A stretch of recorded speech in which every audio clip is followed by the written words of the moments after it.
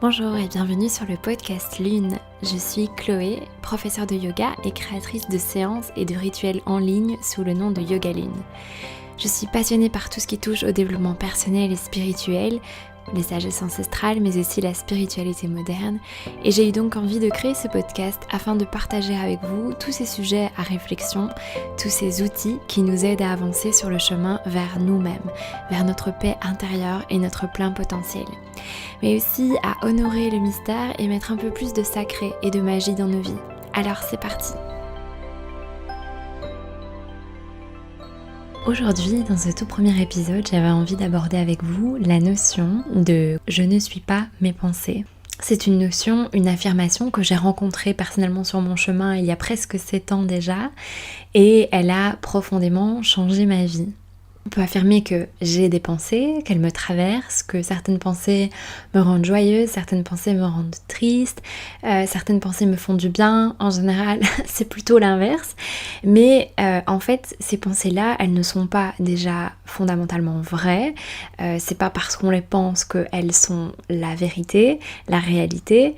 Et bien, c'est pas parce que je pense ça que, en fait, moi, je dois m'identifier à ces pensées-là. Elles ne sont pas en fait qui je suis fondamentalement, et finalement cette partie de moi qui est en train de penser, bien souvent qui est en train de ruminer, parce qu'on sait que tous les êtres humains ont en moyenne 60 000 pensées par jour, qui sont pour la plupart des pensées qui sont répétitives, donc des sortes de ruminations quelque part, dont on n'a pas conscience mais qui sont pourtant bien présentes, bien réelles.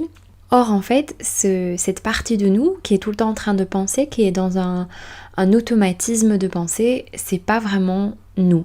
Je sais pas du tout comment vous vous sentez par rapport à cette affirmation, peut-être que pour vous ça coule de source parce que vous avez déjà fait un chemin par rapport à ça, vous avez déjà eu cette prise de conscience, vous avez déjà rencontré cette notion dans différents livres, ou peut-être pas, peut-être que c'est la première fois que vous entendez ça, et simplement prenez un instant pour voir un petit peu comment vous vous sentez par rapport à cette affirmation. Est-ce que elle vous paraît être totalement éloignée de la réalité? Est-ce que ça vous fait bizarre en fait de vous dire ça?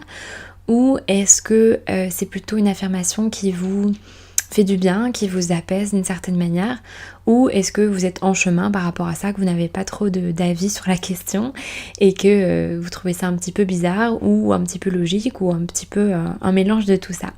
Alors moi, cette notion, cette prise de conscience finalement, elle a eu un énorme impact dans ma vie parce que quand j'ai rencontré cette affirmation-là, j'étais à un stade de ma vie où j'étais clairement totalement contrôlée par mes pensées. J'étais sous l'emprise en fait de mes pensées qui étaient des pensées négatives, et j'étais dans un schéma vraiment très très négatif de pensée, de rumination. J'en avais conscience et finalement le fait d'en avoir conscience ne m'aidait pas parce que je faisais aussi une fixette sur ces pensées et j'étais dans un schéma, vraiment un cercle vicieux. Et en fait, quand j'ai rencontré cette phrase, alors je sais plus trop la première fois où j'ai entendu cette notion, mais il y a vraiment eu deux parties de moi qui ont réagi d'une manière totalement différente. À la fois, il y a justement mes pensées qui ont eu un avis là-dessus, un jugement bien sûr, et qui n'ont pas du tout été d'accord avec ça, hein, qui ont directement réagi en disant « mais comment ça, tu n'es pas tes pensées, mais qu'est-ce que tu peux être d'autre ?» Bien sûr que si, tu es tes pensées. Regarde, on est là, on t'aide à être intelligente, etc. Donc il y a un peu cette partie-là du mental hein, qui continue tout le temps d'être actif et qui a du mal finalement à se poser quelques instants. Et en fait, à la fois, à ce moment précis de ma vie, il y a eu une part de moi qui, elle, n'avait pas besoin de commenter cette affirmation, qui n'avait rien à dire là-dessus, qui n'avait pas besoin de se justifier de quoi que ce soit, mais cette part de moi, elle se trouvait apaisée par ces mots-là et elle savait que c'était vrai, que cette affirmation résonnait vrai, juste. Et cette part de moi, en fait, je me suis rendu compte que c'était mon vrai moi.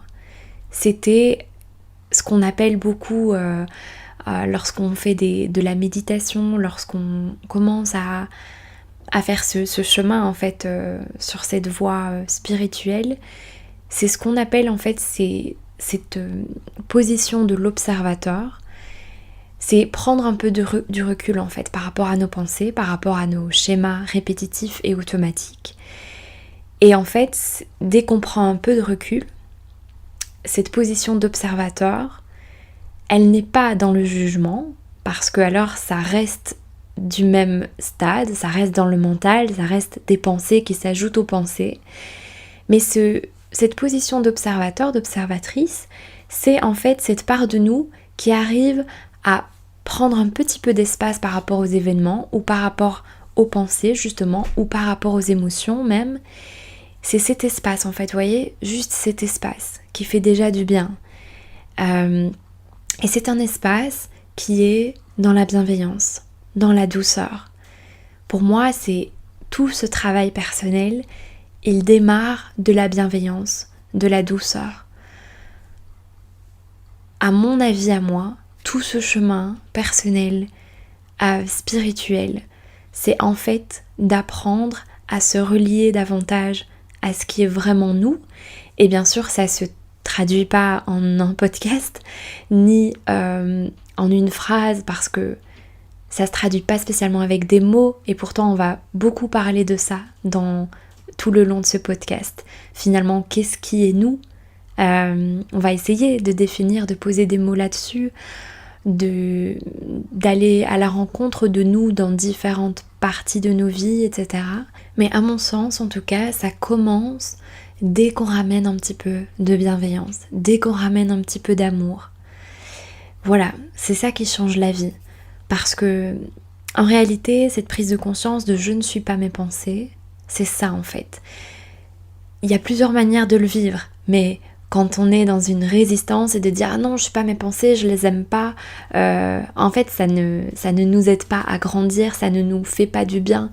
C'est comme si on était déjà mal par rapport à ces pensées, elles nous servent pas, elles nous causent déjà du tort. Et si on rajoute là-dessus une forme de jugement, de résistance et qu'on ne les veut pas, en fait ça ne fait que accroître le mal-être. Donc c'est plutôt, ok, en fait j'ai des pensées, je comprends pourquoi aussi. C'est que ces pensées-là, elles viennent d'une partie de moi, de mon mental, d'une partie aussi précisément de mon cerveau. Et il y a plusieurs facteurs aussi qu'on peut exprimer, qu'on peut expliquer d'un point de vue purement scientifique, d'un point de vue purement de l'évolution humaine, qui est ok, on a X pensées par jour, c'est normal, et on a aussi pour la plupart des pensées qui sont pas positives, c'est aussi normal. C'est ce qu'on appelle le biais de négativité. Je vais pas spécialement en parler dans ce podcast, mais en tout cas c'est de comprendre que c'est tout à fait normal, que voilà, ça a un sens dans notre évolution, qu'on ait cette capacité finalement à se concentrer sur le négatif. Ça nous sert pas dans la vie tous les jours, mais ok, on comprend pourquoi c'est là, on l'accueille, on l'accepte, et de là on va pouvoir grandir, on va pouvoir trouver une forme de paix. Cette idée, cette notion de je ne suis pas mes pensées, c'est une des idées centrales du travail de Eckhart Tolle, je sais jamais vraiment comment le prononcer, qui est donc un enseignant spirituel connu dans le monde entier, qui a écrit plusieurs ouvrages qui sont absolument édifiants.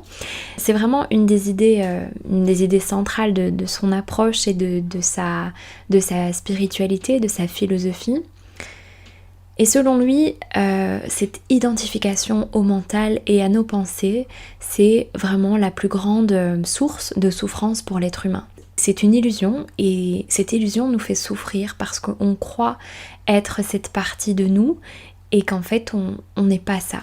Et alors bien sûr, même en sachant ça, on va aller toujours faire un aller-retour parce que c'est un petit peu le rôle de notre mental de se déployer comme ça et de prendre beaucoup de place. Donc ça va être toujours bien sûr d'en avoir conscience et de faire ce travail aussi de créer de l'espace autour de nos pensées. Alors pour ça, il y a évidemment l'approche de la méditation qui est absolument révolutionnaire pour ça, et toutes les personnes qui pratiquent la méditation, ne fût-ce que quelques minutes par jour, peuvent faire l'expérience de ça en fait.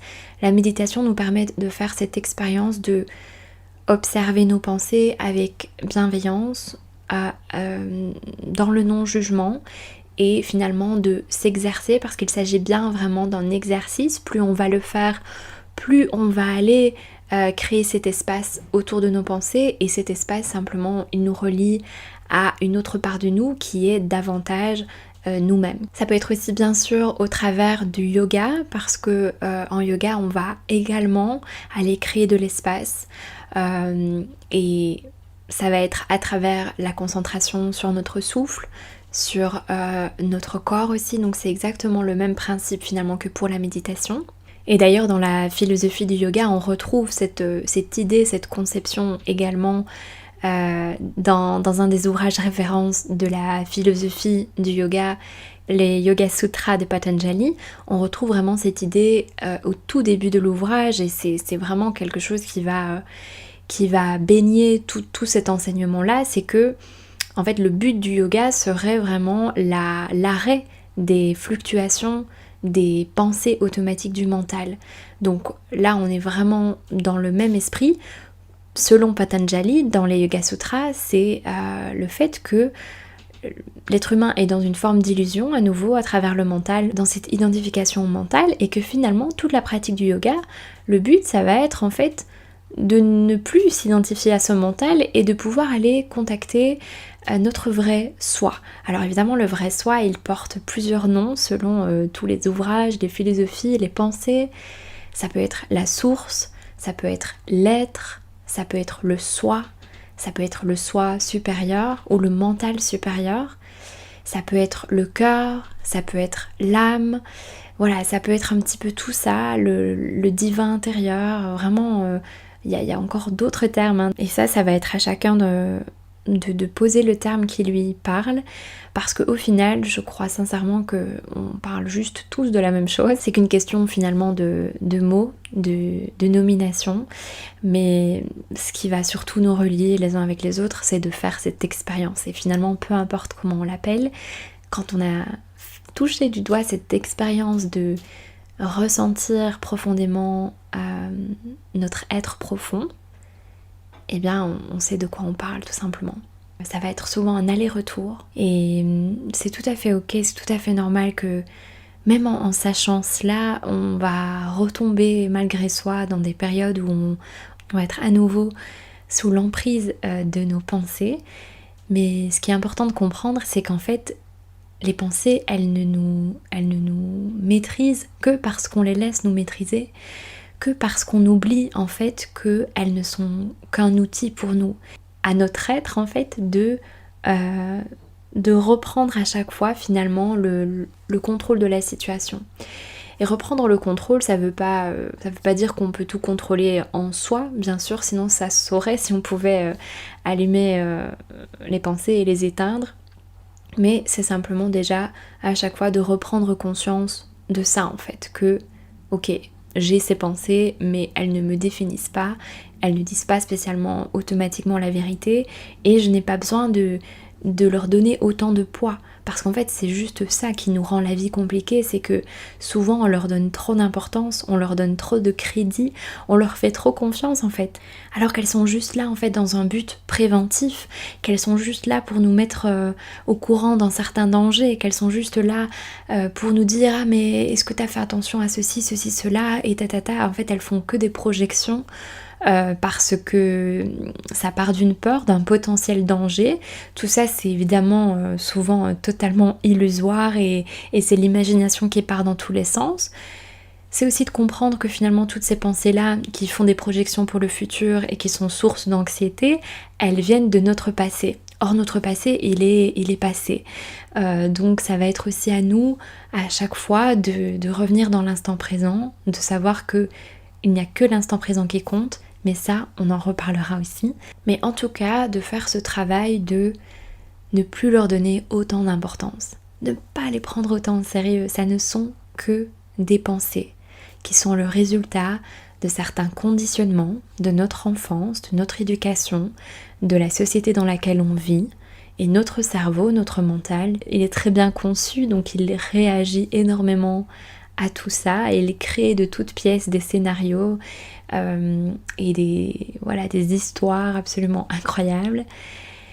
Mais il n'y a pas besoin d'y croire, tout simplement. On n'a pas besoin de plonger dedans, on peut juste observer ces histoires-là et se dire « Ah oui, ok, t'as quand même beaucoup d'imagination en fait ». Le mental, c'est en fait vraiment un outil. Et le seul problème, c'est pas l'outil. Le seul problème, c'est qu'on oublie que c'est un outil. Et que c'est pas à lui de diriger la machine, quoi. Que ça reste un outil. Donc simplement à nous de reprendre possession de notre outil.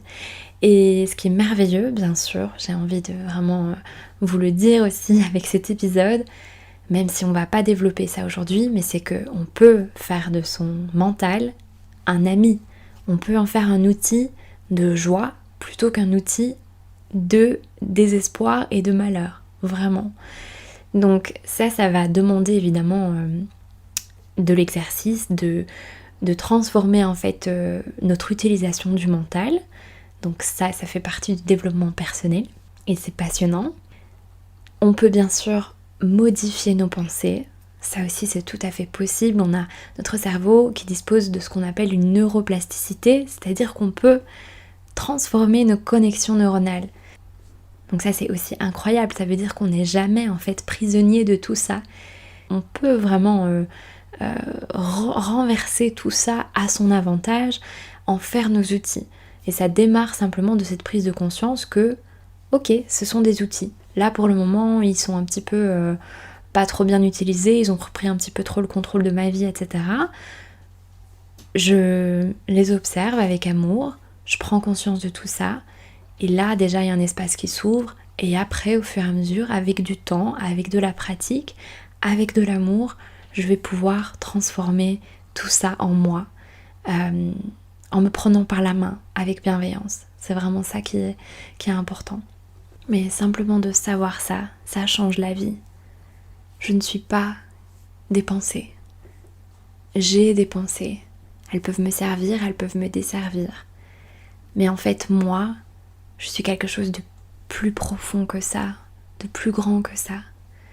Alors, dès que je suis trop dans mes pensées, dès qu'elles me desservent de trop, je prends ce moment pour faire un petit pas en arrière ou un petit pas en hauteur, comme je veux. Et j'observe avec bienveillance. Autant que possible, bien sûr. Si j'arrive pas tout à fait à être dans la bienveillance, c'est pas grave. Je fais de mon mieux. Je prends ce petit pas en arrière, j'observe et je fais l'expérience de cet espace. C'est tout ce qu'on fait dans un premier temps, c'est créer de l'espace. Ne pas s'attacher à ses pensées, ne pas s'agripper à tout ce qui nous fait souffrir, parce que souvent c'est ce qui se passe, c'est qu'on s'agrippe aux choses. Non, en fait, on relâche, on ouvre les mains, on ouvre le cœur, on allonge la colonne, on prend une profonde inspire, une profonde expire, et on ressent simplement tout cet espace disponible en soi. Et cet espace, on n'a pas besoin de le définir aujourd'hui, on n'a pas besoin de poser des étiquettes, de poser des mots, on n'a pas besoin de le comprendre, simplement d'en faire l'expérience, ça change la vie. Je vous souhaite une très belle journée, à bientôt, namasté.